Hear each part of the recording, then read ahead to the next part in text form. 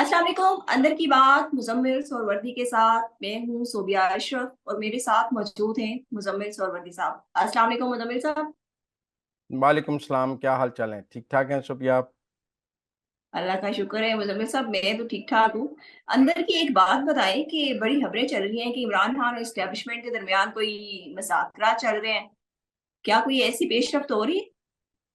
देखें, ये देखा जा रहा है कि जो इमरान खान के मुकदमात की रफ्तार है वो बहुत सुस्त हो गई है।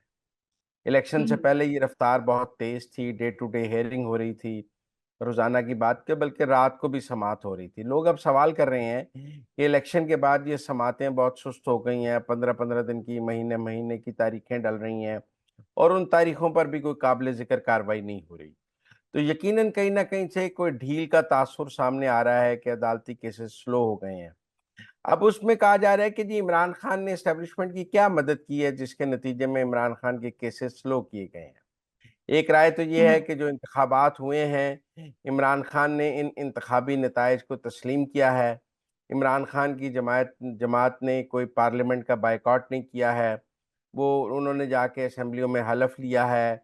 उन्होंने फॉर्म 45-47 की लड़ाई कोई अदालतों में नहीं लेके गए हैं। उन्होंने वज़ीर-ए-आज़म, सदर, स्पीकर सब इंतखाब में हिस्सा लिया है, कोई बायकॉट नहीं किया है। तो इसलिए चूँकि उन्होंने सिस्टम से कोऑपरेट किया है और ये जो सिस्टम से हम्म। कोऑपरेट है, इसी वजह से इंतखाबात वैलिडेट हुए हैं और दुनिया ने तस्लीम किया है कि इंतखाबात फेयर हुए हैं, क्योंकि तहरीक-ए-इंसाफ ने कोई इन इंतखाबात के नताइज का बायकॉट नहीं किया। लिहाज़ा इस वजह से इमरान खान को कोई सहूलियात दी जा रही हैं और इन सहूलियात में उनके केसेस की ताख़ीर करना, उनको जेल में आसाइशें देना, उनके लिए कोई आसानियाँ पैदा करना, ये पॉलिसी और हम्म। पोस्चर का खेल है। आप देखें ना, जो इरफान सिद्दीकी साहब ने एक तफ़सीलात दी हैं, उसके तहत तो 179 दिनों में 976 मुलाकातें हैं, वो तो रोज़ाना की 5-6 मुलाकातें हैं।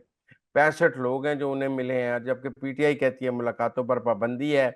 भई इतनी मुलाकातें कैसे हो गई? अगर मुलाकातों पर पाबंदी थी, इसका मतलब रोज़ लोग मिल रहे हैं। तो कहीं न कहीं ढील का तासुर जो है वो एस्टेब्लिशमेंट और इमरान खान के दरमियान है। अब मैं ये नहीं कह रहा कि इसके नतीजे में कोई इमरान खान जेल से बाहर आ जाएँगे। मुझे लगता है कि हम्म। हालात इस नहज पर नहीं है कि सुलह ऐसी नहीं हो गई कि इमरान खान जेल से बाहर आ जाएँगे। इमरान खान जेल में ही रहेंगे। मुझे ऐसा भी नहीं लग रहा कि उनकी कुछ सज़ाएँ ख़त्म हो जाएँगी। मुझे लगता है सज़ाएँ भी बरकरार रहेंगी। पर मुझे लगता है कि मज़ीद सज़ाओं का अमल रुका है, जेल में कोई रिलैक्सेशन शुरू है और उसके अलावा कोई थोड़े से सीबीएम जैसे मौजूद हैं, जिसके तहत देखिए ना, गंडापुर मिल भी रहे हैं शहबाज शरीफ को। वो सिस्टम से कोऑपरेट करते हुए ईसीसी की मीटिंग में भी पहुँच रहे हैं। तो ये सारा जो ताउन है सिस्टम के साथ, ये इमरान खान इसकी मुखालफत तो नहीं कर रहे। उन्होंने इतना ही कहा है ना कि गंडापुर को अपना सूबा चलाने के लिए वफाक की मदद की ज़रूरत है। मसलन उन्होंने एंडोर्स किया है कि अगर गंडापुर मिल लें तो कोई ऐसी बात नहीं है। तो कहीं न कहीं ये वो इमरान खान नहीं है जो सिस्टम से बायकॉट कर रहा था, जो असेंबलियों से इस्तीफ़े दे रहा था, जो हुकूमतें तोड़ रहा था, जो सिस्टम से लड़ रहा था, जो कह रहा था मैं एस्टेब्लिशमेंट को छोड़ूँगा नहीं। ये वो इमरान खान हम देख रहे हैं जो सिस्टम के साथ चलने की कोशिश कर रहा है।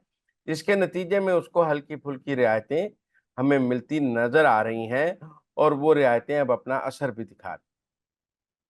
अच्छा, कुछ खबरें ये भी गर्दिश कर रही हैं कि कुछ लोगों ने मुलाकात भी की, लेकिन इमरान खान ने जो है वो उनको नफ़ी में जवाब दे दिया और उनको कहा कि आइंदा मुझसे मुलाकात ना करने आएँ। कोई ऐसी भी आपके पास अंदर की खबर है?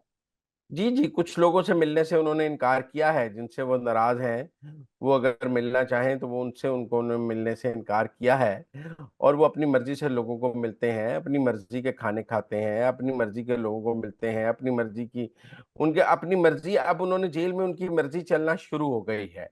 आप ये कहें कि मरियम नवाज़ की हुकूमत उनके लिए आसानियाँ लाई है, मोहसिन नकवी की हुकूमत हुँ। में उन पर ज़्यादा सख्तियाँ थीं, मरियम नवाज़ की हुकूमत में नरमियाँ शुरू हो गईं।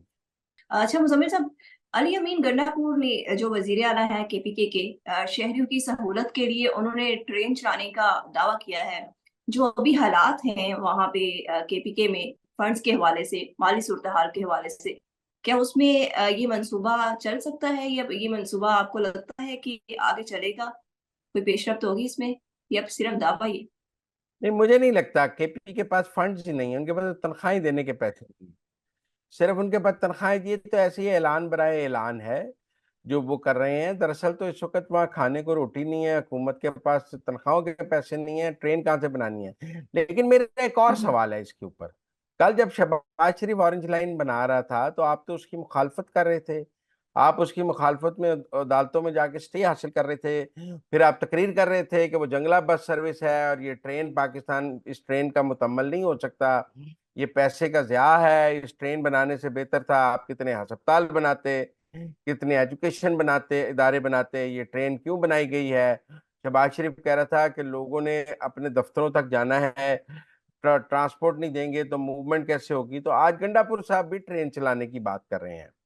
मेरा मतलब हम्म। है कि मैं सिर्फ ये कहना चाहता हूँ कि बदलती है बदलता है रंग आसमां कैसे कैसे वाली बात है। क्या एक तहरीक इंसाफ का वजीर आला भी ट्रेन चलाने की बात कर रहा है, और जब 8 साल पहले शहबाज शरीफ ट्रेन चलाने की बात कर रहा था तो वो बड़ा गलत कर रहा था, तो आज गंडापुर ट्रेन चलाने की बात कर रहे हैं, वो बड़ा सही कर रहे हैं। जब ये ऑरेंज लाइन बन रही थी तो बड़ा ज्यादती थी, आज आप बनाएं तो बड़ी ठीक है। जब शहबाज शरीफ ने यहाँ पे बस चलाई तो वो रेड जो मेट्रो बस, तो वो जंगला बस थी। फिर आपने बीआरटी बनाई तो वो जायज है। अगर आपने हर वो काम करना है जो शहबाज शरीफ ने किया है और आप इस हम्म। नतीजे पर पहुंचे हैं कि शहबाज शरीफ की पॉलिसियां ठीक थी, तो फिर कौम को ये फैसला करना चाहिए कि ये जो शहबाज शरीफ की मुखालफत करते रहे हैं वो कितनी गलत थी। उसकी पॉलिसियों पर तो आज खुद ही मान ले आए हैं कि वो ठीक काम कर रहा था।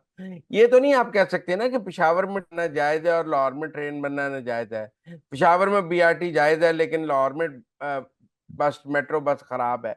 जब आप समझते हैं कि इन चीजों की पेशावर को जरूरत है तो आप ये नहीं समझते थे कि इन चीजों की लाहौर को जरूरत है। आपने अपनी सियासत में 8 साल कौम के भी बर्बाद किए, ये प्रोजेक्ट्स रुकवा दिए, और आज आपको भी इन प्रोजेक्ट्स की अहमियत का अंदाजा हो रहा है और कौम के साल भी आपने जाया कर दिए। तो मैं तो सिर्फ एक तकाबली जायजा पेश करना चाहता हूँ कि अगर गंडापुर शहबाज शरीफ के मंसूबों पर ईमान ले आए हैं और उनको भी ये समझ आ गई है कि पेशावर की तरक्की के लिए वही काम करना पड़ेगा जो शहबाज शरीफ ने लाहौर की तरक्की के लिए किया है, तो फिर देखने वाली बात। Thank you so much Muzammil साहब कि आपने हमें अंदर की खबरों से बाखबर किया। इसके साथ ही मुझे और मुजम्मिल साहब को इजाजत दें। अल्लाह हाफिज।